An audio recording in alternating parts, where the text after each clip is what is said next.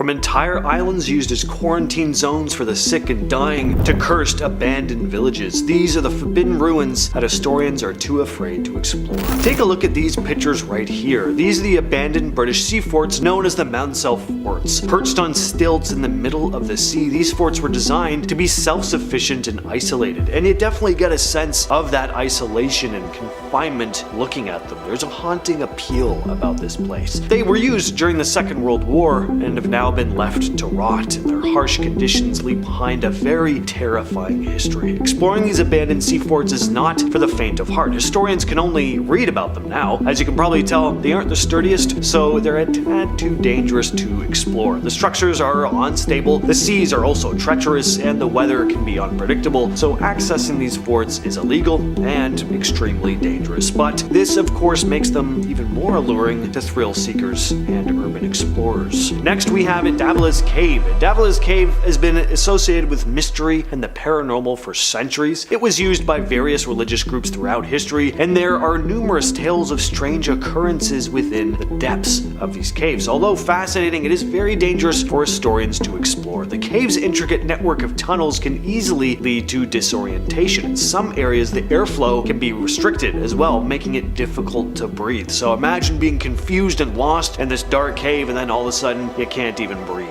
Not ideal. Visitors often report strange occurrences here, like unexplained noises, cold spots where there shouldn't be, and feelings of being watched. Some visitors claim to have seen shadowy figures moving through the darkness, further adding to the cave's reputation as a haunted location. Pripyat, once a vibrant city in northern Ukraine, stands as a haunting testament to the Chernobyl nuclear disaster of 1986. It was designed to house the workers of the nearby Chernobyl nuclear power plant. Pripyat was a symbol of Soviet progress at the time, boasting modern architecture, schools, hospitals, and a bustling community. But on April 26, 1986, a catastrophic reactor explosion at the plant released this plume of radioactive material into the atmosphere, forcing the immediate evacuation of the city's then 49,000 residents. Today, Pripyat remains a ghost town, frozen in time. Its decaying apartment blocks, the schools, and even the amusement park, which was never even used, are now overgrown with vegetation, creating this surreal,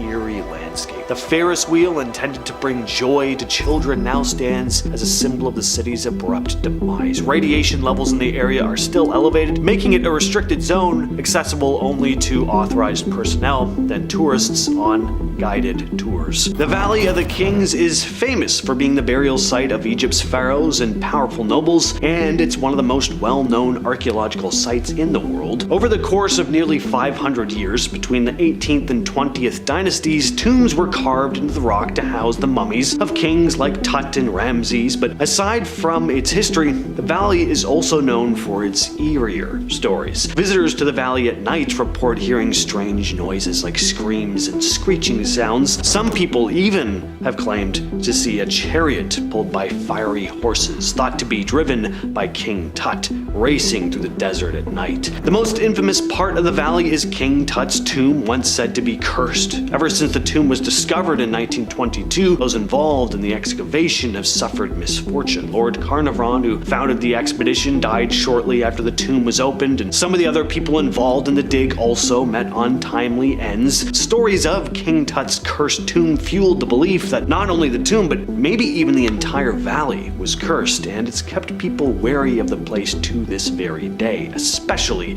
after dark. In the Gansu province of China, there's an entire city that's been abandoned for decades. It's called 404, but it doesn't appear on any map and doesn't have an official name. The city was built in 1958, and its purpose was kept completely secret for years. At one time, it was home to around 100,000 people, but they weren't regular citizens. The people who lived there were top nuclear scientists, doctors, and engineers, and their families. All moved there to work in China's nuclear bomb program. 404 had everything you'd expect in a town: its own government, police force, even a TV station, and a prison. But what set it apart from any other city was the underground defense system they'd built in case of a nuclear attack. In 1964, just 6 years after 404 was finished, China successfully detonated its first nuclear bomb in the Gobi Desert, not far from 404. Eventually though, the city started falling apart. By 2006, cave-ins and decay made it unsafe, and the people who lived there were moved out, and it's been empty ever since. People rarely ever talk about it, no one ever goes there, it's almost like it never even existed. Port Locke is a ghost town in Alaska that was once home to a busy salmon cannery in the early 20th century. By 1951 though, the town was completely deserted. It had started to fall apart in the 40s when strange things started happening. Hunters would go into the woods and never return. Sometimes their bodies would be found though, mangled and unrecognizable. The locals started to believe that something was out there hunting them. The eerie stories didn't stop there. People claimed to hear strange sounds at night, like growls or large footsteps in the forest. Some say they saw large, hairy creatures moving between the trees. Many began blaming the mysterious vanishings on a terrifying creature called the Nantinak, described as a large, hairy beast similar to Sasquatch or the Yeti. With all the unexplained disappearances and the sightings of the Nantinak, people decided it was probably time to leave and go somewhere else. By the early 50s, everyone had abandoned the town. No one has really lived there since. Even today, Port Locke is one of the most avoided places in Alaska. It's hard to get to, sure, but it's also feared for what might still be lurking in the shadows. The Capuchin Catacombs in Palermo, Italy is an underground burial site that holds thousands of skeletons and mummies. Built in the 16th century, they were meant to house monks, but over time, wealthy or otherwise important citizens started being buried there too. As more bodies were added, they were preserved in various ways, some of them standing, others lying down, some mummified, some just skeletons. There's something deeply unsettling about how these bodies are displayed, as though they're still alive, but just frozen in time. Many of the bodies are in their original clothing, and the ones that are mummified, I mean, you're looking at the faces of people who lived centuries ago. In 1920, the last body was added to these catacombs. Of course, because of the way the bodies are arranged and how creepy the whole place feels, there are stories about hauntings. People have reported hearing whispers or strange noises coming from the catacombs, and some even say the eyes of the mummies will follow them. One of the most famous mummies is Rosalia Lombardo, a young girl who is almost perfectly preserved. Honestly, we can't even show her on here because it's just too creepy. It's really, icky. Yeah. The preservation is so good that some visitors have claimed to see her eyes open as if her spirit is still trapped in her mummified body. Prato is a beautiful abandoned town in southern Italy, perched on a hill in the Basilicata region. This place has a history dating back to the 8th century when it was founded by the Greeks, and over the years, Prato grew, especially during the medieval period. The town's economy was mainly built on agriculture and craftsmanship. It wasn't just a small village, it was an important community for a long time. But things started going wrong in the 20th century. In 1963, a massive landslide hit the area and forced many of the residents to leave their homes and move down to a nearby valley. The town didn't get much of a break after that. There were earthquakes in 1972 and 1980 that caused even more damage. By that time, the place was pretty much uninhabitable, and the government officially declared it a ghost town. The remaining people had no choice but to leave, mainly for safety reasons. Centralia, Pennsylvania is a small town that was abandoned thanks to a fire that's been burning underground since 1962. It's often described as one of the most dangerous and eerie abandoned places in the United States. The fire started in a coal mine beneath the town, and it never really stopped. The entire town was eventually evacuated because of the toxic gases leaking from the ground, and over time, homes, businesses, and roads were consumed by the fire. The town is still technically off limits to visitors, and while a few people still live in the area, most of the buildings are gone, and the land is cracked and scarred. There are signs warning people not to enter, as the ground is prone to sudden subsidence, meaning whole sections could just collapse. The whole town feels like an opening to hell, with smoke constantly seeping from the ground, and the fact that the ground under your feet can fall away at any time, sending you plummeting into a decades-long raging fire down below. Elitz-Hillstatten is an enormous abandoned hospital complex about 30 miles outside Berlin. Originally built in 1898, it was first designed to treat tuberculosis patients, which was a huge health issue at the time. The hospital had 60 buildings meant to provide the best care, lots of fresh air and rest for patients, patients, but when World War I hit, it became a military hospital for the Imperial German Army. The soon-to-be head of the Third Reich himself was treated here after being wounded in the Battle of the Somme in 1916. That fact alone makes the place pretty eerie. And then during World War II, it was once again used as a hospital for wounded German soldiers. After the war, the Soviets took control though, and it became a Soviet military hospital. Erich Honecker, the last leader of East Germany, was also treated here for liver cancer in the 90s, so there's a lot of history here. Most of the hospital is abandoned now, and it's pretty spooky. There are some parts that are still used for things like neuro rehab, but most of the complex is just crumbling. It's just empty halls with peeling paint, rusted equipment,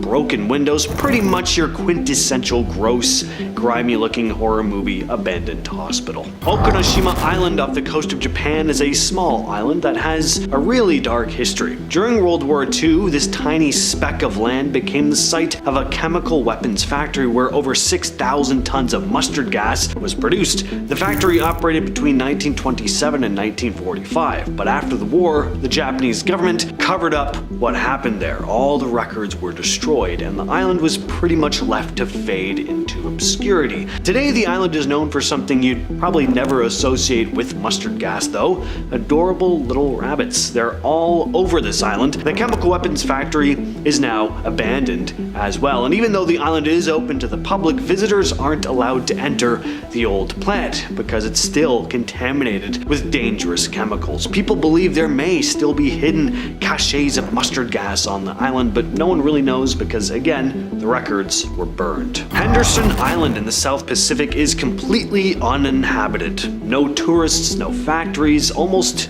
untouched. Sounds peaceful, but somehow the place is full of plastic and garbage. When researchers visited in 2017, they were pretty shocked. Despite no one living there, the island was covered in plastic waste. In fact, it has the highest concentration of plastic ever recorded, with up to 671 pieces of plastic per square meter. The sheer volume of trash on Henderson is just nuts, with over 17 tons of plastic found on the island. You see, Henderson is found within the South Pacific Gyre, a massive ocean current that gathers trash from all around the Pacific and then leaves it on the island. The researchers found plastic items from 24 different countries all washed up on this one island. Every day, over 3,500 new pieces of plastic wash ashore. There have been efforts to clean up the island, with a UK government-led expedition in 2019 removing 6 tons of plastic, but it's still an ongoing issue. It's a wild reminder of just how far-reaching the problem of plastic pollution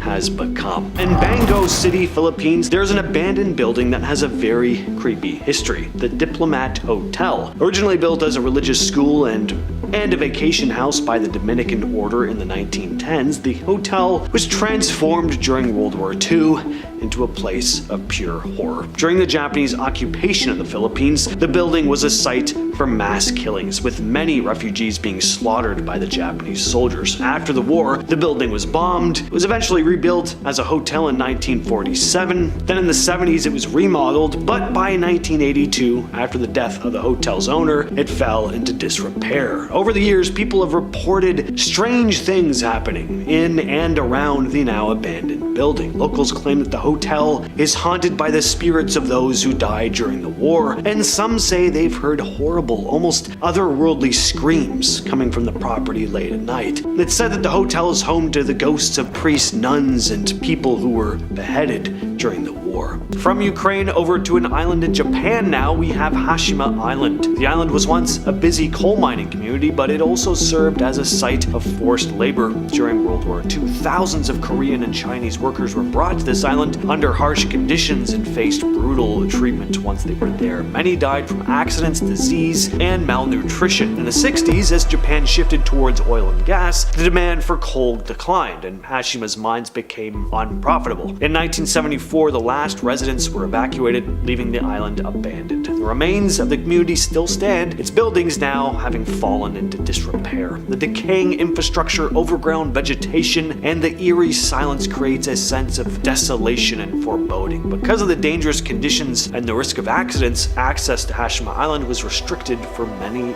years. Bankar Fort is up next. Bankar Fort is one of India's most infamous haunted, cursed sites. If historians want a chance at exploring this place, they can, just not at night. It's forbidden after dark. The Archaeological Survey of India has imposed a strict rule. No one is allowed to enter the fort after sunset. A sign at the entrance warns visitors about the curse and the dangers of staying after sunset. Well, that's not ominous at all. So what exactly is all the fuss about going here after dark? What is this curse? Well, legend has it that a powerful tantric coveted the beauty of a princess who lived within the fort. He tried to cast a spell on her using a love potion, but his plan was stopped by the princess, and in a fit of rage, the tantric cursed the entire city, dooming it to eternal desolation. So everyone up and left. Some versions of the story go that the curse was triggered when the shadow of a newly built structure fell on the tantric's meditation spot. The fort now stands completely abandoned, a silent reminder of this eerie tale. Its crumbling structures, overgrown vegetation, and eerie silence create a haunting atmosphere even in the daytime. Visitors often report strange things going on here. Unexplained noises, sudden drops in temperature, and feelings of being watched. The Archaeological Survey of India has placed a sign at the entrance warning visitors not to stay after sunset, and